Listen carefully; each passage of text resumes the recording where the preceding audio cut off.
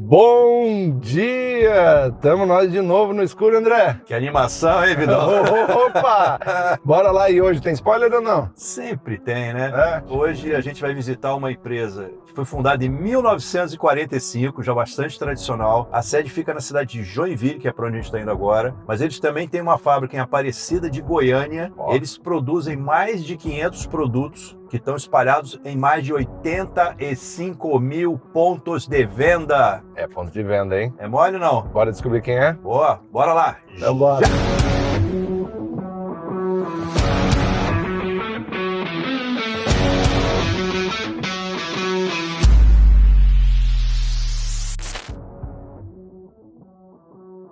Chegamos, pessoal! Vidal, agora debaixo de chuva, nem debaixo de chuva para a gente, ó. Catarinense Pharma. Vamos lá fazer esse bom papo lá com o nosso amigo Rodrigo. Bora lá! Acompanha a gente, valeu! Já, já. Olá, pessoal, sejam bem-vindos a mais um episódio do nosso podcast Negociação, na nossa segunda temporada Conexão Santa Catarina. Hoje a gente está aqui na Catarinense com o Rodrigo, já já a gente apresenta, Rodrigo. Mas antes eu queria avisar vocês para que vocês acompanhem no Negocia nas redes sociais, clica lá no sininho para ser notificado nos nossos próximos episódios e aproveita para seguir a gente também. Vidal, mais uma vez juntos aqui. Mais uma vez, hoje com uma chuvinha, né, que pegamos na chegada, mas tudo muito bom, estamos ansiosos aqui para esse bate-papo, conhecer um pouquinho mais da área de compras da Catarinense. Rodrigo, muito bem-vindo, por favor, apresente-se, conta um pouquinho para a gente sobre a Catarinense. Obrigado, gente, estou muito honrado de estar aqui com vocês, é um prazer enorme, tá? Poder ajudar todo o nosso time, poder integrar aí diversas empresas e tudo mais. Fiquem sempre à disposição para contar comigo, podem colocar os meus contatos aí também no nosso... Quem quiser conversar, enfim, bater um papo depois vai ser muito, muito bacana. Estou aqui na Catarinense, sou responsável pela área de supply chain, né, dentro ali das minhas responsabilidades da área de compras também, né, eu atuo ali gerindo toda a área de compras, temos um time de compras aqui muito bacana, né, dividido em algumas áreas de novos desenvolvimentos, área de produtos da rotina ali, de matérias-primas, e uma área de indiretos, bem bacana. Catarinense é uma empresa que está mais de 80 anos no mercado, né, é uma empresa familiar, tem valores muito importantes e consolidados aí, né? Que é a alegria, humildade e honra. Na empresa a gente vive isso no nosso dia a dia. Legal. Né? Estou muito grato à empresa também dar essa oportunidade de crescimento e, enfim, e contribuir nesses processos e tudo mais. E obrigado, gente, pelo convite. Ô, Rodrigo, até para o pessoal identificar, né? Porque muita gente não liga o nome catarinense aos produtos, mas certamente quem está assistindo conhece, tem em casa muitos dos produtos da Catarinense. Só cita algumas marcas, que quem está assistindo para entender o que a Catarinense entrega aí de produto. Claro, nós temos aí nossa marca Melagrião. Ô, Melagrião, hein, galera? Super, mais de 100 anos aí de mercado, né? Uma marca super consolidada, uma marca, né? Eu tomei Melagrião, minha mãe deu para mim Melagrião, eu dou hoje para meus filhos, quem né? nunca, né? Quem nunca tomou, né? O Melagrião. Enfim, a gente tem a linha do Figatil, Sadol, né? A parte de suplementos alimentares, hoje a gente tem muita coisa. A gente lançou uma marca no mês passado, ali na Naturaltech, que é a Fontiva, uma marca nova, muito bacana, na parte muito focada em suplementos alimentares, é uma marca muito tecnológica, produtos muito tecnológicos, eles fazem o empilhamento ali de alguns ativos e tal. Então você tem um whey que é fantástico, ele tem muitos ingredientes ativos realmente para ajudar em performance e coisas do tipo. Mas enfim, a Catarinense... Essa empresa... São mais de 500 produtos. Mais de 500 produtos, mais de 85 mil pontos de venda, né? E para lubrificar nossa fala, né? Estamos inclusive começar bem, né? Esse produtinho aqui. Saúde. Que é o Catuama, né? Catuama também da Catarinense. Aí, muito bom. Vamos ter uma fala muito energética. Hoje Rodrigo, para começar, a gente bateu um papo antes, né? Fez aquele aquecimento, e você contou para a gente um pouco do desafio pelo qual você vem passando, está ainda, né? De talvez transformação, estruturação. Conta um pouquinho para a gente disso, por favor. Uma empresa aí há um pouco mais de um ano, né? Eu tenho uma carreira de mais de 20 anos, eu não posso falar quanto tempo, porque o pessoal tem a idade, né? Mas, enfim... Fica tranquilo com a gente, não tem problema. Tem muito isso. Mas, enfim, e a gente está fazendo um processo muito bacana, a Catarinense, como comecei a conversa ali, né? Uma empresa que está muito focada nos valores de de alegria, uma medalha de honra, e a gente começou um processo aqui de diagnóstico realmente das nossas dores das áreas, para entender como a área de suprimentos podia atender melhor a empresa, ao nosso propósito, né? De ser ali fonte de saúde também a empresa e como que a gente colabora para atuar ali, realmente ajudar a vender e a fazer as coisas, né? Então, com esse diagnóstico, a gente começou a fazer todo um mapeamento ali dos nossos principais indicadores e tudo mais, e a gente começou a entender como a gente poderia servir melhor a empresa, enfim. E aí, com tudo isso, a gente descobriu várias lacunas, a gente classificou, né, em alguns pontos importantes, alguns títulos importantes ali, e a gente vem desenvolvendo um trabalho de estruturar melhor várias compras, né? Entender um pouco os mercados, trabalhar em análises de risco, evitar ruptura de produto, né? Um ponto importante, lançar produtos mais rápidos, né? Trazer realmente, dar agilidade para a empresa e tudo mais, né? Então a gente vem trabalhando nesses pontos, tá? Enfim, falando de uma maneira geral, é bem isso. A gente pode entrar especificamente em...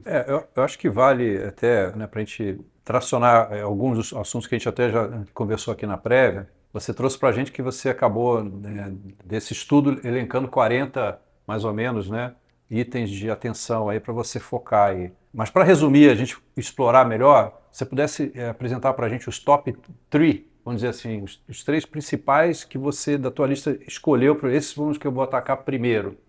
Quais seriam esses desafios? Eu acredito o seguinte, o principal ali da gente foi o seguinte, foi o primeiro passo, né, de tudo isso, foi reorganizar os times, né? Então logo que eu entrei, a gente no diagnóstico, a gente percebeu que a gente tinha habilidades diferentes em cadeiras diferentes, a gente precisou dar uma reorganizada, trazer um time mais robusto para a gente compor ali a área de compras, cada um com a sua especialidade, e dar tração a todos os projetos restantes que a gente tinha que fazer, né? Então, acho que o primeiro ponto importante foi isso, foi uma readequação de times, tá? Segundo ponto que a gente atuou muito forte foi na parte dos processos. Então, a gente atuou nos processos de compra, alguns processos de centralização de compras e tudo mais, para a gente poder trazer ali toda a governança e compliance necessário para a empresa trabalhar e atuar de uma forma geral. Tá? Esses 2 pontos foram muito interessantes, né? E agora a gente está trabalhando muito forte na parte dos sistemas, das automações de compras e tudo mais. Eu tenho uma pessoa do meu time na área de supply focada nisso o tempo todo, tá? Então, de uma forma geral, no nosso diagnóstico, né, esses 3 itens, né, eles englobam todos os outros, né, de uma forma bem bacana. Isso ajuda a gente muito na nossa agilidade, enfim, de tempos de resposta e tudo mais. Tá? Legal. Só antes de você fazer a pergunta, você fazer um comentário. A gente gravou um episódio com as meninas lá da Sênior, com a Ana e com a Tati. Então, quem está assistindo, confere aí no nosso arquivo aí esse episódio. Ana, a Vivi. Desculpa, Ana e a Vivi. E elas falaram dessa questão de ter um time de compras que tem compradores com um perfil adequado de comunicar melhor com determinadas áreas. Sem dúvida. Lá elas têm um desafio muito grande com marketing, por exemplo, né? E ter um comprador que tem um perfil mais adequado para comunicar ajuda muito nessa relação de trazer melhores oportunidades, inclusive, né? E você trouxe o mesmo ponto aqui, né? Dessa readequação. Né? Então, a gente, especificamente em marketing, né? Eu já tive experiência de trabalhar com marketing em outras empresas e a função de marketing é essa, ele tem que realmente criar, né? E a nossa dificuldade é materializar essa demanda do marketing, né?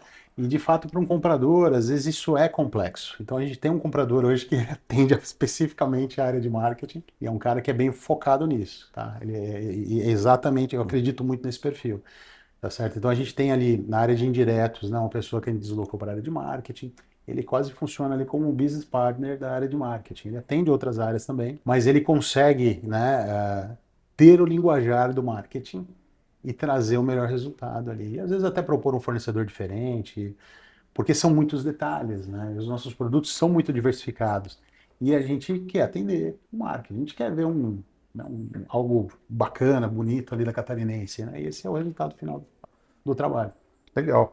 Dando ainda um passo atrás, pensando lá na galera que está nesse momento identificando que, pô, acho que a minha empresa está precisando disso no compras nesse momento, né? De dar esse boost, esse desenvolvimento da área, né?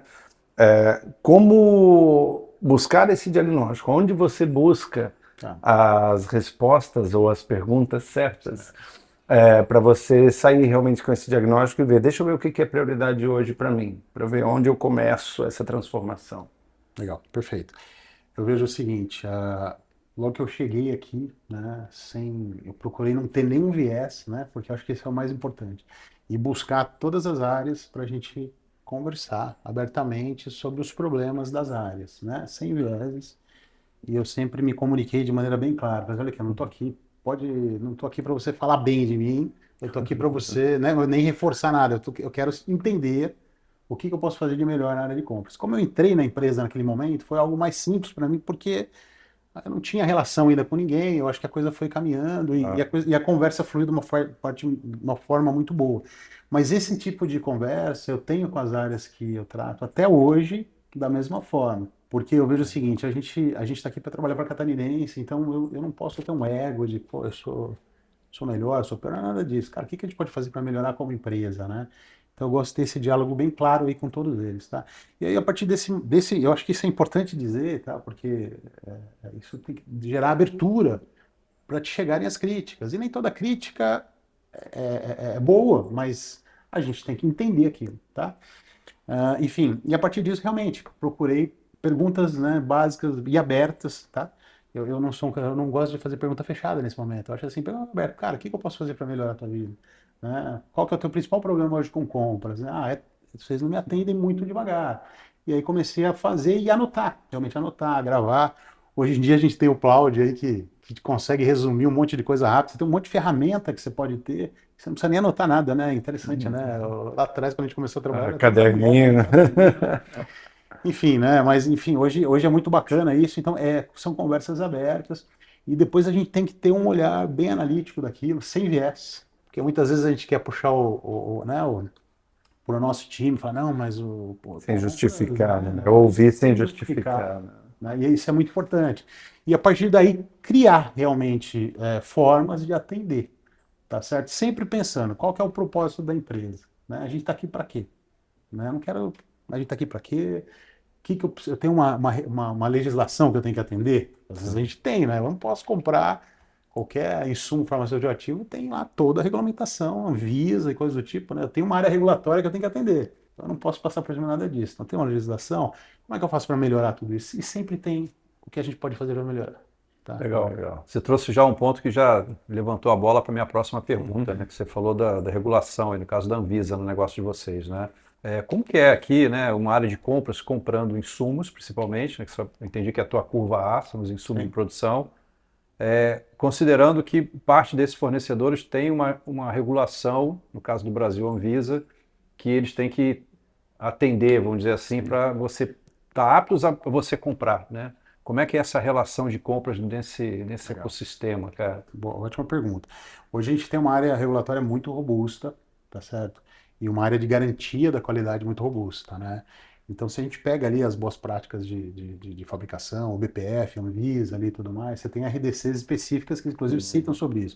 Mas eu vou falar um pouco da catarinense hoje, né? Então, a gente tem a área, toda vez que eu tenho um fornecedor novo, seja por conta de um novo projeto, ou de repente até uma fonte alternativa de fornecimento, eu tenho toda uma homologação de fornecedor. Então eu tenho ali um checklist básico que o comprador tem isso e pergunta de cara, você tem esses documentos, você consegue me atender? Consigo. Pô, troca preço, troca tudo isso. Existe uma viabilidade comercial bacana. Aí a gente envolve a área de garantia da qualidade para desenvolver aquele item. Às vezes tem produtos que a gente precisa comprar e precisa fazer um piloto. Às vezes fazer um lote de produto e aí você não é um lote que fica ali para você testar e tudo mais que você nem comercializa. Então é um investimento grande para novos desenvolvimentos, sabe? Então boa a tua pergunta, mas tudo isso é suportado, a gente tem uma conexão direta ali com a área regulatória nossa e com a área da garantia da qualidade. Né? São áreas bem robustas da catarinense hoje, né? Então a gente tem essas reuniões de alinhamento, a gente tem ali, a gente chama de QFs, né? Qualificação de fornecedores. Então, assim, a gente tem que seguir esse rito, né? Eu só posso comprar de um fornecedor que a garantia da qualidade me liberou no sistema lá. A gente tem esse bloqueio, né? Não vai chegar material aqui de um fornecedor que não está homologado, pô, produz um negócio aqui, isso não existe essa possibilidade. O sistema realmente, todo o sistema é travado e a gente trabalha muito junto. Então, o comprador hoje, para comprar um insumo farmacêutico, um comprador de diretos hoje da Catarinense, ele tem uma formação muito bacana na área regulatória e garantia da qualidade. Ele não é um expert, tá certo? Mas ele tem conversas diárias com o nosso time regulatório. Então a gente chega lá para a nossa gerente regulatória, tem toda uma equipe também, é um pessoal muito treinado, muito especialista nisso, tá? Então a gente bate essa conversa o tempo todo. Ó, eu posso fazer isso? Pode, não pode. Se eu tenho alguma dúvida, né? Então a gente tem que ter esse treinamento. Não sei se consegui responder a tua pergunta ali, mas a gente não faz isso sozinho em compras. A gente tem que ter a parceria da garantia da qualidade e da área regulatória sempre nos apoiando. Legal, Né? bacana. E ainda nessa linha, né, quando você fala não só daí desenvolvimento de novos fornecedores, mas quando está falando lá da ponta, da venda, desenvolvimento de novos produtos, Sim. né? Tu comentou com a gente, e a gente tem visto isso cada vez mais, né, nos podcasts, né, se vocês forem ver os históricos aí, do Compras está cada vez mais atuando estrategicamente mesmo. Sim. Na linha de frente, já lá no projeto de desenvolvimento. Conta um pouquinho para a gente de como que isso funciona aqui, como que vocês, como Compras, estão também na linha de frente, trazendo inovação, um produto novo, um fornecedor, né? Às vezes, como você mencionou, algo que ainda nem está regulado no Brasil, mas que vocês conseguem captar, né, para talvez ser pioneiro e assim por diante. Não, sem dúvida. A nossa área de compras realmente é bem proativa, tá certo? Com relação a isso, a desenvolvimento de fornecedores e novos insumos ou novos suplementos e coisas do tipo. Nesse caso, basicamente, por exemplo, no mês de julho todo eu passei na China ali, junto com a nossa diretora, que é a minha diretora, que ela é responsável por toda a área de operações e PDI, né? E ela tem uma visão muito boa da empresa, ela começou aqui há bastante tempo, né? E o que acontece? A gente foi para a China justamente para captar essas oportunidades, tá? Então, eu fui lá como compras, né? Hoje eu sou responsável por todo o supply chain, mas eu fui lá como compras para captar essas oportunidades. E aí a gente viu, né? A gente sabe ali, a gente tem, né, toda a nossa área, nossa estratégia de marketing, vendas e tal é muito bem consolidada. A gente tem as nossas verticais, quais os produtos que a gente precisa atacar, né? Itens novos e coisas do tipo. Então a gente foi muito focado nisso, buscou esses produtos, né? E a gente tem uma interface muito grande com a área de marketing, tem uma cadeira de inovação, uma gerência de inovação no marketing, onde a gente passa esses produtos e a nossa cadeira de P&D também, que é a parte de pesquisa e desenvolvimento, tá? Então o que acontece? A gente traz esses novos ingredientes, por exemplo, a gente tem uma lista de ideias, a gente cadastra isso no sistema, podemos dizer assim, e a gente faz uma pré-viabilidade, a gente analisa se realmente tem jogo, tem sinergia, tá alinhada a estratégia da empresa, né? E a gente começa esse desenvolvimento. Então, muitas vezes, compras imputa uma ideia, por exemplo, né? Eu tenho ali o pessoal de compras de novos negócios, são extremamente focados nisso. Eles recebem fornecedores do mundo todo e tal. E a gente sempre está conectado com inovação e com P&D. A gente nunca trabalha sozinho, né? Porque eu vejo assim, eu gosto de pensar sempre de maneira integrada. Eu acho que cada um tem a sua responsabilidade, né? Eu sei o que eu tenho que fazer, o P&D sabe o que tem que fazer, a inovação sabe o que tem que fazer. Mas é muito bacana a gente compartilhar ideias. Eu acho que juntos a gente consegue elaborar coisas maiores. Então, mas compras atua muito proativamente, a gente traz muita oportunidade. Assim como a área de inovação, de repente viu lá algo novo em alguma feira, alguma coisa e traz. Em maio a gente foi estava em Barcelona, na Vita Foods, que é uma grande empresa, uma grande feira de suplementos também. A gente passou uma semana na Vita Foods. Eu estava lá junto com o nosso diretor de marketing e vendas, junto com a Carol também, que é a nossa diretora de operações de PDI. Enfim, então a gente traz isso de maneira muito proativa para dentro da empresa e traz no jogo. Obviamente, depois de todas essas análises e viabilidades, né, a gente começa um processo de desenvolvimento do item mesmo, tá? Então, por exemplo, para eu lançar um suplemento no Brasil, eu tenho que ter ele na lista da Anvisa, né? A IN28, o Power BI da Anvisa, tal. Quem é da área de suplementos entende essa parte aí. E o que acontece? Muitas vezes eu tenho fornecedores específicos que homologaram o produto, então eu só posso comprar da empresa X, porque é aquele produto dele que está homologado aqui. E aí eu não tenho como fazer um dual sourcing, por exemplo, como você comentou de imediato. Mas a gente vai atrás do cara e desenvolve esse produto com o cara e monta toda uma questão contratual ali e tudo mais. Enfim, mas a gente atua então em várias frentes ali. É por isso que eu achei muito bom a gente ter pessoas dentro da área de compras focadas apenas em novos negócios. Porque é uma habilidade um pouco diferente do comprador de linha. O comprador de linha, que é tão importante quanto, né? O comprador de linha precisa manter a coisa funcionando. Os compradores de linha hoje nossos, eles têm acesso a todas as nossas margens de produto, por exemplo, o cara precisa garantir. A gente tem que garantir a margem do produto, né? Eu tenho Interessante isso. Então a gente tem que ter. Legal isso. Então a gente faz uma visão realmente muito focada nisso, no negócio. O comprador de linha tem que pensar nisso. O comprador de novos negócios, ele tem que pensar lá fora. O que trazer, o que pode trazer ou não e ofertar esses produtos também dentro da empresa. Mas também com essa visão de margem, né? Também Porque vocês também vão montar viabilidade junto com a inovação. Com certeza. A gente monta orçamento, exatamente. Tem inovação, capta no mercado, ó, quanto custa? Custa R$10 no mercado, ó, o catarinense qual que vai ser o nosso custo? Ele está no caminho certo ou não? Obviamente entra a área de P&D, né? Porque eles fazem todo o desenvolvimento. Realmente o desenvolvimento quem faz... P&D pega o custo, a ideia e transforma num produto de verdade. É o do negócio. O nosso plano é o teórico, é o P&D que foi a mão da massa. Mas é legal essa ideia, né? Porque assim, muitas áreas de compra, e até em grandes empresas, eles não conseguem ter esse deparo assim tão claro de o quanto que aquele insumo contribui para o custo do produto que está na gôndola lá. A visão de margem, né? Exato, né? E trabalhar isso como meta, inclusive, né? Porque as metas em geral de saving, né? São medidas sobre outros parâmetros, né? E colocar isso na mesa, olha, o máximo que a gente pode pagar é X porque isso garante a nossa margem de Y. Mais do que isso, estamos lascados, né? É uma visão interessante. Mas eu queria trazer uma pergunta, na verdade é voltar a um ponto que acho que ficou uma dúvida aqui, pode ser de muitos que estão assistindo, Rodrigo, que é a questão da homologação. Eu entendi, claro, que o cara, para entrar, um novo fornecedor, ele tem que passar pelo todo o enxoval, vamos dizer assim, de avaliações, inclusive do pessoal do regulatório. Mas o cara que já está dentro e que te fornece insumo, né? Ele também, eu imagino que você tem que monitorar esse cara sobre esses mesmos critérios ao longo do fornecimento. E como é que vocês fazem isso? Desses acompanhamentos ao longo do tempo? Não, perfeito, excelente pergunta. Hoje, né, as empresas farmacêuticas e tal, devido à própria RDC da Anvisa de Boas Práticas, o que acontece? Essa parte de qualificação e de fornecedores, mas fica realmente na garantia da qualidade. Não é eu trabalho junto com eles, mas eles dão sempre o aval final. E eles que controlam toda a parte da documentação. Então tem uma série de licenças que anualmente a gente tem que revisar e tudo mais. Então a garantia da qualidade, né, a gente tem um sistema para controlar tudo isso, tá? Então assim, a garantia da qualidade, ela aciona diretamente o fornecedor para uma licença que expirou ou alguma questão nova, uma auditoria nova que a gente precisa gerar e tudo mais, né?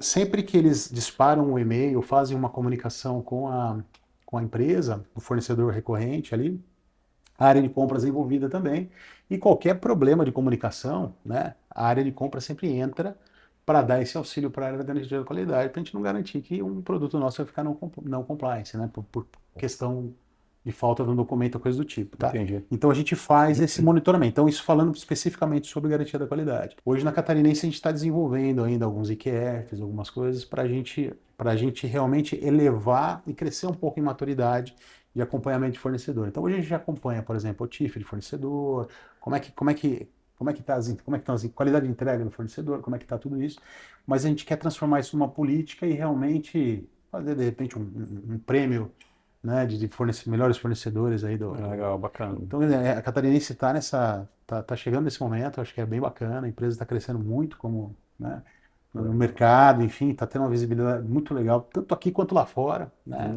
Lá na China, por exemplo, todo mundo sabe da Catarinense. É legal, é bacana a gente estar Que bacana. Tá levando isso para frente. Só para complementar essa pergunta e concluir, a parte de insumos, né, que você falou bem, que é importante para vocês. Vocês fazem algum tipo de due diligence recorrente para garantir conformidade nos lotes que você compra? O que acontece? Hoje, depois que você precisa fazer para muitos itens, né? Para muitos fornecedores, a gente precisa fazer uma auditoria realmente no fornecedor. Às vezes um cara lá na China, né? Alguém precisa ir lá e tem toda uma auditoria realmente de qualidade para essa homologação prévia, né? E aí o que acontece? Aí a gente segue, né, todo o rito ali das boas práticas da Anvisa, né, no decorrer do fornecimento desse cara, no decorrer da vida comercial nossa ali com o cara e tudo mais, tá? Um due diligence, ele pode acontecer, por exemplo, se a gente tiver algum problema com o cara, alguma não conformidade e tudo mais, a gente tem que tratar E aí a gente vai... Porque pensa no seguinte, todo produto que eu recebo, né, eu recebo uma especificação do produto, ele vem analisado do fornecedor, eu chego aqui, eu faço uma análise completa disso. Então eu checo cada parâmetro desse, né? Então, sei lá, seja uma creatina que a gente vende no mercado, tem lá 30 testes de creatina lá, que você... nós temos uma área grande aqui de controle de qualidade, Entendi. então ele faz todo esse teste. Então o fornecedor foi homologado, o fornecedor estrangeiro foi homologado, né? A gente já fez todo esse rito, e aí a gente segue nesse processo. Todo novo desenvolvimento a gente visita o cara e tudo mais. Agora, tem as visitas que a gente faz, que são visitas dos principais fornecedores, né? Visitas de acompanhamento, que aí a área comercial, a nossa área de compras, né? Desculpa, junto com a área de qualidade, fazem para a gente fazer esse acompanhamento geral. Tá? Legal. Então, existem ritos que são regulados, né? Que a gente é obrigatório fazer, e existem visitas e tudo mais que a gente faz realmente para acompanhar, entender o cara, de repente montar alguma análise de risco nossa, né? De disposição e tudo mais. E a gente aproveita essas, por exemplo, para a China, né? A gente tem muita importação. Essas viagens para a China a gente aproveita para fazer visitar vários fornecedores, enfim, a gente andou na China lá de trem-bala, para cima e para baixo, para cobrir tudo isso. Tá? Legal. A gente falou bastante agora de fornecedores, mas vamos falar então dos materiais, né? Tu falou que então a matéria-prima é se não o teu principal gasto. Eu que já vivi um pouquinho do mundo dos fitoterápicos, né? Conta um pouquinho pra gente dos principais desafios que tem no tipo de matéria-prima que você compra. Porque nem todo mundo compra o que você compra, né? Exatamente. Quais são, né? Fala um pouquinho daquelas principais que a gente comentou antes e quais são os desafios delas, né? Isso é um mundo. É um mundo. Mas assim, é um mundo, né? Cada um é um mundo diferente. Com certeza. Eu agradeço Catarinense, porque quando eu entrei aqui, eu não conhecia nada de compra de planta. Meu negócio era comprar químicos, insumos farmacêuticos, coisas do tipo. Eu tive que desenvolver isso, tá? Enfim, hoje eu tenho, graças a Deus, um outro conhecimento, de forma geral. Então, meu pai era biólogo, eu sempre gostei de plantas e tudo mais, mas é diferente, né? Como é que você compra um guaco, né, para colocar num xarope, num medicamento, né? Então, assim, hoje, como funciona a Catarinense, né? Hoje a gente tem, e falando um pouco ali da compra de plantas, ela é complexa, porque a nossa região tem geada, né? Esse ano, graças a Deus, não tem sido um ano muito frio. Acho que tá o El Niño ali e tal, acho que já até acabou o inverno, né? Já está até quentinho. Mas enfim, né? Eu vejo assim, pensa no seguinte, um guaco, ele não suporta geada. Então, se efetivamente numa época ali de colheita, vamos dizer, de manejo ali do guaco, não tiver uma geada, ele vai queimar as plantas, as folhas, eu não vou ter guaco. Eu não posso gerar ruptura, imagina, como é que vai ficar minha filha lá sem meu filho, minha filha sem o melagrião, né? Então eu penso assim, como é que a gente faz isso hoje, né? Então a gente tem, a compra de plantas é muito interessante, a gente tem regiões geográficas diferentes dessas plantas, né? A gente faz um suporte técnico para esse nosso fornecedor de planta, né, para o fazendeiro e para o cara, né, da roça lá efetivamente, tá? Porque é bem isso, né? Então a gente tem uma pessoa hoje que trabalha com a gente, que é um pós-doutor na parte de manejo, ali, de técnicas agrícolas, que ele vai auxiliar, ele mede lá o solo do cara para analisar nutrientes, micronutrientes, toda a parte de bactérias, seja lá o que for que estiver impactando na cultura do cara, e a gente provê, né, soluções ali para o produtor rural implantar nas lavouras, né, e aumentar, enfim, e muito produtividade e tudo mais. Então a gente se preocupa com isso, né? E a gente atua em várias plantas. Então são vários tipos de plantas diferentes, tá? São plantas daqui, plantas que estão perto da Amazônia, que a gente tem que fazer todo um manejo diferenciado, né? E tudo isso de acordo, porque nós somos regulados pela Anvisa, não é qualquer planta que eu vou. Então, tudo isso de acordo. A gente já falou nome Anvisa aqui, eu acho que mais 10 vezes. E a Anvisa hoje, né, gente, assim, né? A Anvisa hoje é o que garante a perenidade, né, dos nossos. Garante a nossa qualidade do medicamento que a gente toma, né? E garante a perenidade da nossa empresa também. Porque se você segue aquilo, né? É líquido e certo que vai dar certo. Né? Não, e é legal você trazer esse ponto, né? A gente está brincando aqui, mas para quem está assistindo, né? Tem muita, brasileiro principalmente, tem muita essa de, eu comprei um remédio que fala que tem mel, mas será que tem mel mesmo nesse negócio? Sim. A Catarinense, você falou que é o maior comprador de mel do Brasil. do Brasil. Olha isso, cara. Então tem mel mesmo, né? Tem mel. Aliás, a gente até caminhando antes de vir para cá pela frente, a gente sentiu Sente o aroma. o aroma do Porque, mel. como é que a gente faz ali? Então, essas plantas e tal que a gente cultiva, né? A gente traz para cá, tem um método de colheita, existe né, a garantia da qualidade, a gente tem lá um manual, né, de manejo agrícola, então existe uma forma correta de você colher essa planta, de você secar essa planta, condicionar essa planta e mandar para a gente. A gente tem um almoxarifado especializado disso, eu não posso deixar em qualquer lugar, porque planta, imagina, a planta vai ter algum bichinho que vai querer comer ela, né? Então você tem toda uma técnica para todo esse suporte, e depois a gente produz os extratos aqui internamente. O que você sentiu ali foi o cheirinho dos extratos, e é um cheirinho bem gostoso, bem agradável. Não é esse cheirinho de mel, né? É um cheirinho gostoso, né? Ele remete realmente ao melagrião. Ali da vovó, né? Fantástico. E isso é muito bonito na Catarinense. Então, realmente, a gente se preocupa com todos os estágios ali, desde a plantação, né, até realmente a produção do extrato e tudo mais. E aí a gente usa esse mel, né? Enfim, na produção, por exemplo, do melagrião, que é um produto clássico aí do xarope clássico, né, do Brasil. E deve ser uma cadeia desafiadora, né? Sim. Porque não é assim, contrata mais 1 milhão de abelhinhas aí para produzir mais mel, porque eu tô precisando. Achar um apiário aqui não é nenhum, né?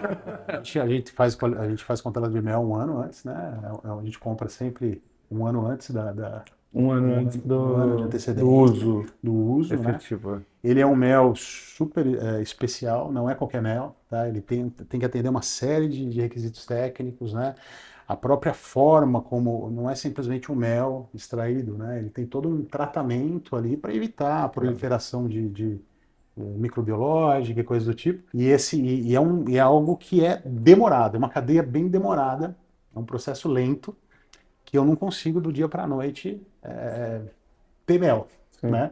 Então são poucos fornecedores do Brasil que atendem a gente hoje, né? Mas são empresas muito bem estruturadas, enfim, e a gente segue isso de perto. Eu tenho um comprador, né? Uma compradora específica disso. Ela ama o que ela fala. Se ela vier aqui fazer um podcast com vocês, ela sabe de cabo a rabo tudo sobre mel e planta. Eu sou um apaixonado por mel, então vou bater um papo com ela. Você que é comprador, que quer trabalhar com o Rodrigo, sugiro começar a entender tudo de abelha, tudo de planta, para poder trabalhar aqui na Catarinense. E de peixe também, porque tem peixe, ômega 3. Peixe. Isso aí. Bem lembrado. Conta um pouquinho também dos desafios, né? Sim. Você comentou com a gente do desafio do ômega 3, até mesmo que, né, em um momento que a gente está falando de desafio para a cadeia de suprimentos por causa de guerra, né? Por causa da cadeia do plástico que está afetada, do estreito que está fechado. Você tem um desafio climático afetando o ômega 3. Explica um pouquinho para a gente. Isso é bem complexo para a gente, né? É uma questão bem dinâmica aí, né? Então, realmente, o ômega 3, né? Nós somos um dos principais players do Brasil de ômega 3, né? Enfim, nós somos grandes produtores e tudo mais. O que acontece? Da onde é extraído o ômega 3, né? É da pesca, das anchovetas, né? 30% do mercado hoje desse óleo de peixe, ele vem do Peru, da costa do Peru ali e tudo mais. O restante vem de outros países, tipo da Rússia, Marrocos e tudo mais, tá? A gente não tem relação comercial com a Rússia, né? E, enfim, é um pouco mais difícil, né? A gente trazer óleo da Rússia, e é um peixe diferente, tá? Ele tem uma classificação ali diferente de ômega 3 ali, tudo mais, enfim, você tem que ter uma extração ali extremamente competente ali para mudar isso e tal. Então, hoje o nosso perfil ali, o nosso ômega 3 vem do Peru ali, basicamente, e tal. E o que acontece? Então, esse ano, devido ao aquecimento climático, gerado pelo El Niño, né? Então, os peixes, eles se afastam da costa, porque eles vão para regiões mais profundas, eles preferem águas mais frias, a tal da anchoveta ali e tudo mais. E aí, a cota de pesca começou o ano bem baixo, depois o Peru suspendeu as pescas, né? Então a gente vem aí até novembro, por ali, a gente está com pesca suspensa, onde começa a nova safra. Isso impacta muito o preço do ômega 3, né? A gente tem elevação aí, mais de 100% aí do preço da matéria-prima, do óleo de peixe, né? E aí como que a gente faz todo esse manejo? Isso é complexo para a gente, são muitos containers por mês, né, de ômega 3. Então, assim, a condição de armazenagem disso, né? Obviamente é uma temperatura controlada e tudo mais, mas você não haja lugar para armazenar tudo isso, né? Então a gente tem um contrato, a gente compra normalmente 6 meses antes também, né? Para a gente fazer ajustar ali, enfim, mercado. A gente é responsável por margem da empresa e tudo isso, não tem como negar, né? Eu não posso simplesmente, pô, vou dobrar o preço da matéria-prima, né? Não, não é bem assim. Então a gente tem, é bem complexo para a gente gerir essa cadeia e nós temos vários fornecedores disso, vários parceiros, né? E eu fui para a China agora para fazer contato com mais dois importantíssimos players ali para suportar a gente em algumas demandas relacionadas a óleo de peixe e tudo mais. E é uma coisa bem dinâmica, tá? Então a gente tem que estar de olho, né? Impacto ambiental e tudo isso o tempo todo. Quando eu falo impacto ambiental, não necessariamente um desastre ambiental, mas é uma Sim, questão de claro. El Niño, né? Uma questão de mudança climática ali, por algum fenômeno da natureza, e a gente tem que estar de olho nisso. Então a gente tem que estar de olho nisso nas plantas, no ômega 3, enfim, em diversas partes da cadeia. E mais entra aí a questão da guerra, que a gente teve aí toda essa questão de alteração de custo de resina, tá? Hoje a resina deu uma sobrada de resina no mercado, tá bacana, bastante o preço, a gente acompanha isso bem de perto também, Sim, com né? certeza. Mas, enfim, é isso. Vocês conseguiram Só trazer essa curiosidade, né? Que ao mesmo tempo que claro que a resina afeta muitas cadeias, inclusive a sua, por causa das embalagens, né? A gente tem toda uma parte climática que também vai te afetar completamente. Né? E assim, essa cadeia do ômega é muito importante para a catarinense e a gente tem uma especificação de ômega 3 muito elevada, muito estreita, né? Uma régua muito alta, né? Então a gente, por exemplo, todo o nosso ômega é certificado pela IFOS, né? A IFOS, que é um selo internacional, eles fazem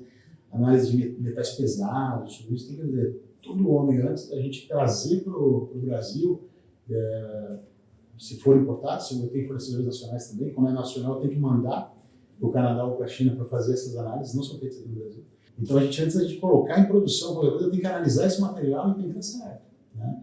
Então, assim, toda essa mudança de mercado eu não consigo comprar de qualquer um. Eu tenho todo o meu ritual com a garantia da qualidade de homologação do fornecedor, né? Um pouco ali com a minha área de pós-registro e tudo mais, né? Muitas vezes, né? Porque tem que adequar as fórmulas e coisas do tipo. Mas, assim, não só com ômega, mas falando também outros, né? Outras cápsulas e tal, mas, assim, é bem interessante bem dinâmico isso. Legal. O comentário é só para complementar o que você falou das plantas, né, de como lidar, né, com essas cadeias, que tem essas questão das intempéries, né, da natureza e tal. Você falou que no caso da planta, para fugir da geada, você buscando desenvolver fornecedores em regiões onde não tem esse problema, né, como solução, uma solução que você trouxe só para complementar a tua resposta. Mas a questão que eu ia perguntar, até de forma bem objetiva e rápida, é que você também disse para a gente na prévia que o mel que você está comprando hoje é para produzir no ano que vem. O ciclo, né, é longo. Aí você falou agora de 6 meses em relação ao ômega, né?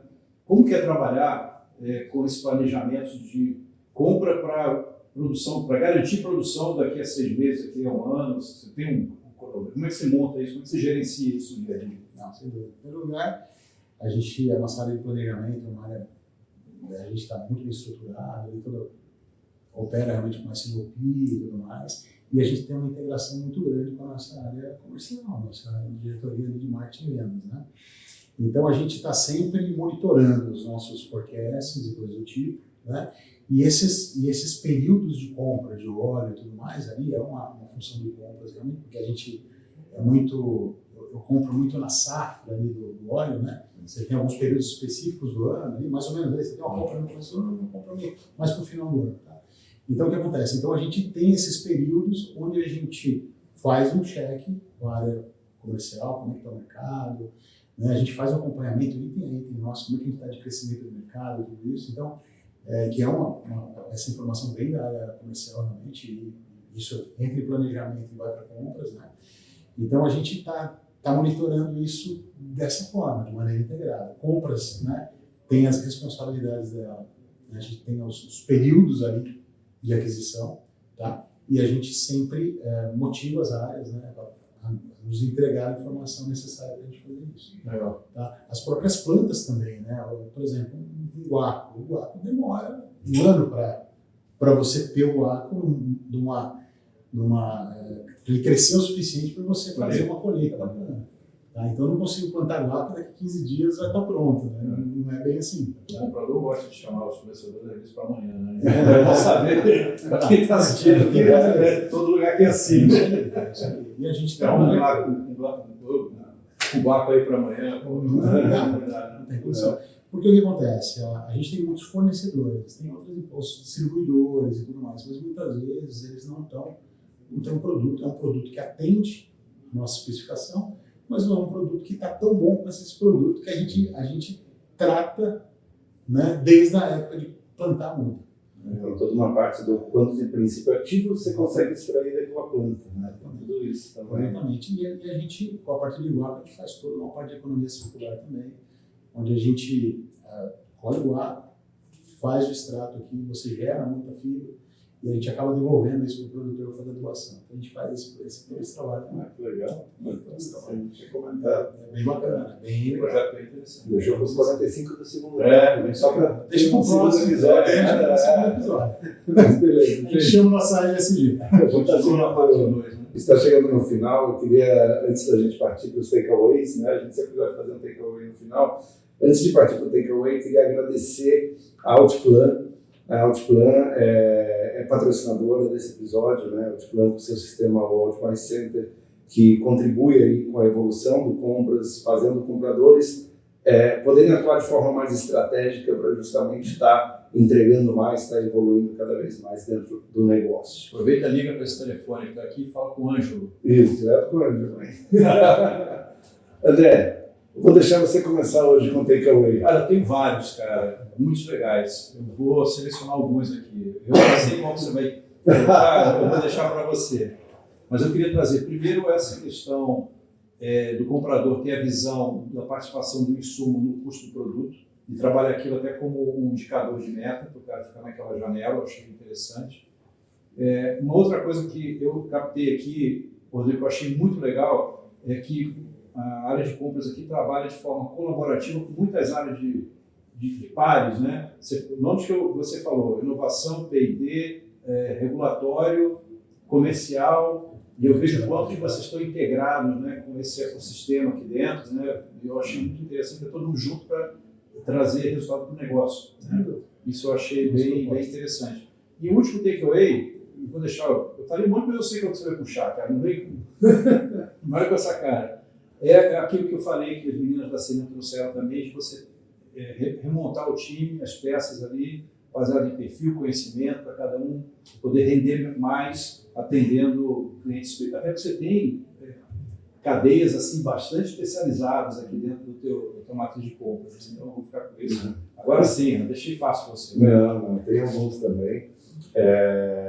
Eu queria destacar, né, uma coisa que até a gente falou pouco, mas que na conversa anterior veio, que é essa preocupação da empresa de garantir seus valores no seu dia a dia, nos seus processos, em tudo que faz. Acho que isso é imprescindível, isso é muito legal. Parabéns para a Catarinense por estar mantendo isso, né, ao longo de todo esse tempo e que dure ainda muito mais. O outro que eu achei muito interessante foi o compras como esse cara ativo na busca de inovação.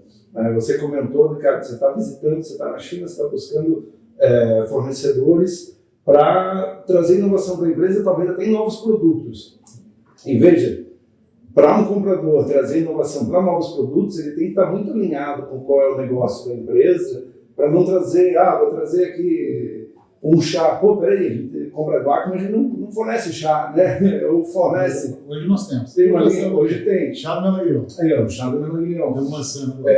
Mas para o comprador não trazer, né, algo que esteja fora da estratégia da empresa, né? Porque é muito comum o comprador trazer inovação dentro daquilo que ele já compra. A gente compra isso daqui, esse tipo de embalagem, tem uma inovação. Agora a tampa, ao invés de rosca, é de pressão. Legal. Um seal leaf diferente, sei lá.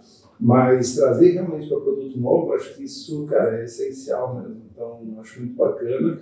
E eu vou até repetir o do André, que é isso, do comprador ter clareza no papel dele frente ao resultado do negócio, a margem do produto, daquilo que ele está comprando, né? Fica uma pergunta para vocês, compradores. Cara, você sabe qual é a principal linha de produtos do teu negócio, do negócio da empresa que você atua, qual é a margem, quanto que um reajuste que às vezes passa vai impactar lá no final na margem desse produto. Eu pensei que você fosse pegar um, eu deixei, né?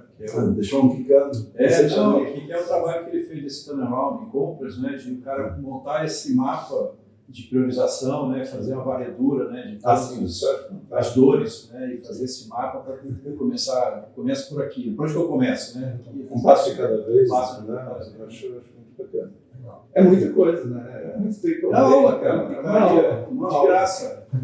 O doutor Rodrigo aqui, nosso Fica à disposição. Rodrigo, queria agradecer muito, né, por esse papo, foi muito legal, aprendemos muito. E, por favor, quer deixar últimas considerações aí para o pessoal? Não, eu quero só agradecer e fico à disposição, tá? Para poder ajudar.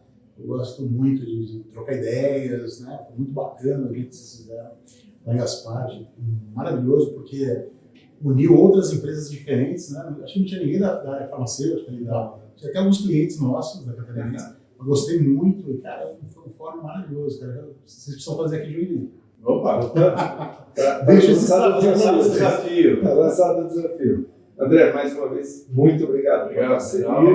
Obrigado, gente. Obrigado. E volta, se inscreve, marca a gente, YouTube, Instagram, LinkedIn, sempre muito conteúdo de qualidade como esse. E para fechar, Rodrigo, não sei se você já assistiu o nosso podcast, mas a gente sempre pede para o nosso entrevistado olhar aqui para a câmera e falar a nossa mantra, que é negocia a arte de fazer bons negócios. Pode ser? Com certeza. Por favor. Negocia a arte de fazer bons negócios. Opa, show de bola. Obrigado. Obrigado, gente. Tchau, pessoal. Até a próxima. Tchau. E esse foi o papo com a catarinense aqui com o nosso amigo Rodrigo. Espero que vocês tenham curtido. Assistam esse episódio e os demais na nossa página lá do YouTube. E Vidal, e aí? Mais uma baita conversa, muito aprendizado. Gente, esse e muito mais conteúdo estão disponíveis gratuitamente no YouTube. Segue a gente. E André? Na estrada? Bora! Bora lá!